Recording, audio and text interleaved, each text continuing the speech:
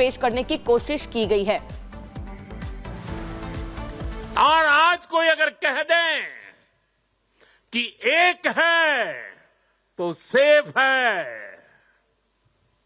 तो ये लोग एक है तो सेफ है उसको भी गलत तरीके से परिभाषित करने में लगेंगे। जो लोग देश को तोड़ना चाहते हैं, जो लोग समाज को बांटना चाहते हैं, उन्हें देश की एकता अखर रही है। तो जो समाज को बांटना चाहते हैं उन्हें देश की एकता अखर रही है, बात प्रधानमंत्री नरेंद्र मोदी ने कही। लेकिन देखिए, पीएम मोदी की तरफ से आज अलगाववाद को लेकर के भी निशाना साधा गया। केवड़िया से प्रधानमंत्री नरेंद्र मोदी ने एक तरफ जहां सरदार पटेल को श्रद्धांजलि दी, वहीं ऐसा कहा कि लोगों को ऐसे लोगों की पहचान करनी चाहिए और उनसे दूर रहने की जरूरत है। देखिए आप।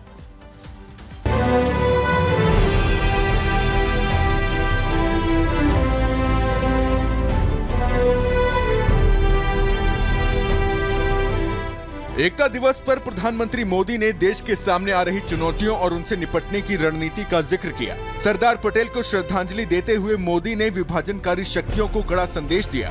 मोदी ने इशारों में ही साफ कर दिया कि देश अब यूसीसी की तरफ कदम बढ़ा चुका है। भारत आज one nation one civil code यानी सेकुलर सिविल कोड की तरफ भी बढ़ रहा है। और मैंने लाल किले से इस बात का जिक्र किया था।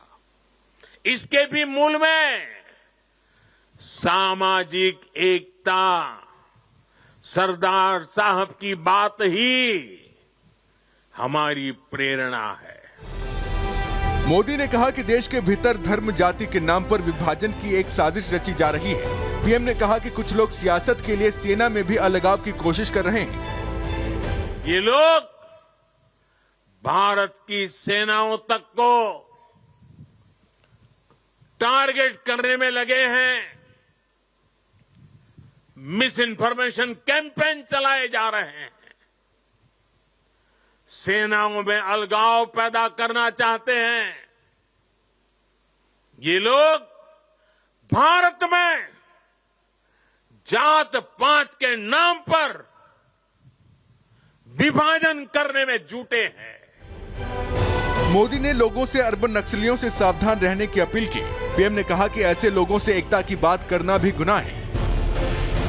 अर्बन नक्सलियों के इस गठजोड़ को, इनके गठजोड़ को हमें पहचानना ही होगा। और आज कोई अगर कह दें कि एक है तो सेफ है, तो ये लोग एक है तो सेफ है उसको भी गलत तरीके से परिभाषित करने में लगेंगे। जो लोग देश को तोड़ना चाहते हैं, जो लोग समाज को बांटना चाहते हैं, उन्हें देश की एकता अखर रही है। प्रधानमंत्री ने इशारों में भारत के विरोधियों को भी संदेश दिया। मोदी ने बिना नाम लिए ऐसे देशों और संगठनों को भी चेतावनी दी। मोदी ने कहा कि भारत अब बदल गया है और विरोध करने वालों को करारा जवाब दे रहा है। साथियों, बीते 10 साल में भारत ने ऐसे अनेक मुद्दों का समाधान किया है जो राष्ट्रीय एकता के लिए खतरा थे। आज आतंकियों के आकाओं को पता है कि भारत को नुकसान पहुंचाया तो भारत उन्हें छोड़ेगा नहीं। पीएम ने घाटी से 370 हटाने को देश की एकता के लिए एक अहम पड़ाव बताया। मोदी ने कहा कि उनकी सरकार ने 370 को दफन कर कश्मीर के वंचितों को उनका अधिकार दिलाया है। जम्मू कश्मीर में आर्टिकल 370 की दीवार जो देश में दीवार बन के खड़ी थी, संविधान को यहां रोक देती थी,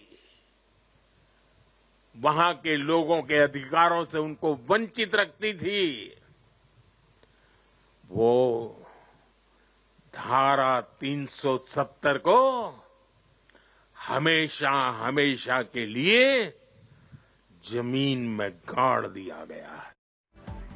प्रधानमंत्री नरेंद्र मोदी ने एकता का संदेश भी दिया और साथ ही चेतावनी दी उन लोगों को जो अलगाववाद फैलाते हैं। हमारे साथ चर्चा में शामिल होने के लिए संजीव बुनियाल जुड़ गए हैं, राजनीतिक विश्लेषक है। हर्ष दाहिया भी है हमारे साथ, राजनीतिक विश्लेषक है। और इसी के साथ प्रवक्ता सपा तारिक खान और चंद्रमोहन शर्मा नेता कांग्रेस जुड़ गए हैं। सबसे पहले मैं आप ही से सवाल लेना चाहूंगी। पहले तो आप सभी को दिवाली की बहुत बहुत शुभकामनाएं। तारिक खान जी, ये कौन लोग हैं जिन्हें एक रहेंगे नेक रहेंगे से दिक्कत इतनी है कि आज एकता दिवस पर भी प्रधानमंत्री को यह संदेश देना पड़ गया? देखिए, दीपावली की शुभकामनाएं आपको और पैनलिस्ट को और पूरे देश को सबसे पहले। और दिक्कत जानते हैं कहां पर है? एक रहे बहुत अच्छी बात है। जब कांग्रेस ने भारत जोड़ो यात्रा निकाली तो बीजेपी के तमाम नेताओं ने कहना शुरू कर दिया कि भारत टूटा कब था। तो अब यहां पर भी सवाल वही उठना चाहिए कि हम कब एक नहीं थे, कब सेफ नहीं है या एक नहीं है। पूरे भारत के लोग जो 140, 45, 50 करोड़ लोग हैं वो एक हैं। तो वही सवाल यहां भी पूछना चाहिए। जब आप राहुल गांधी से हम पूछ सकते हैं तो यहां भी पूछना चाहिए कि टूटा कब था। भाई 1000 सवाल उठाए गए कि भारत को जोड़ने की क्या जरूरत है, कश्मीर से कन्याकुमारी तक तो जुड़ा हुआ है, हम एक हैं तो क्यों जोड़ रहे हैं फिर से? वैसे ही भाई, क्या हम सेफ नहीं है? नहीं है। अगर सेफ भारत के 140 करोड़ नागरिक, तो आप कहना क्या चाहते हैं? और फिर आप कहते हैं कि जाति और धर्म, जातियों के आधार पर मत बंटो। तो जातियों का जो डिफरेंस है हजारों सालों से भारत में, उसको खत्म कर दीजिए। जितने आपके अपॉइंटमेंट्स हैं, चाहे सुप्रीम कोर्ट हो, चाहे प्रोफेसर हो, टीचर हो, सबको बराबर कर दीजिए। तो आप कहिए कि आप जाति जनगणना की मांग के खिलाफ हैं। आपके नेता जातिगत जनगणना की मांग करते हैं और कहिए कि आप उसके खिलाफ हैं, आप नहीं चाहते हैं। अगर जाति जनगणना होगी तो लोग बंट जाएंगे। कह दीजिए इस बात को, फिर क्या दिक्कत है तारिक साहब? जातिगत जनगणना लोगों को इंसाफ देने का रास्ता है। कैसे देंगे? वो इंसाफ आपके हिसाब से होगा। वो इंसाफ आपके हिसाब से होगा। मतलब जैसा आप चाहेंगे वैसा इंसाफ होगा।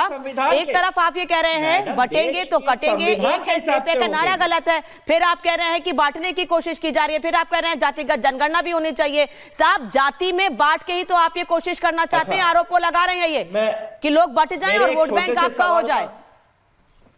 दलित को बाबा साहब ने आरक्षण दिया, जातियों के आधार पे दिया या नहीं दिया?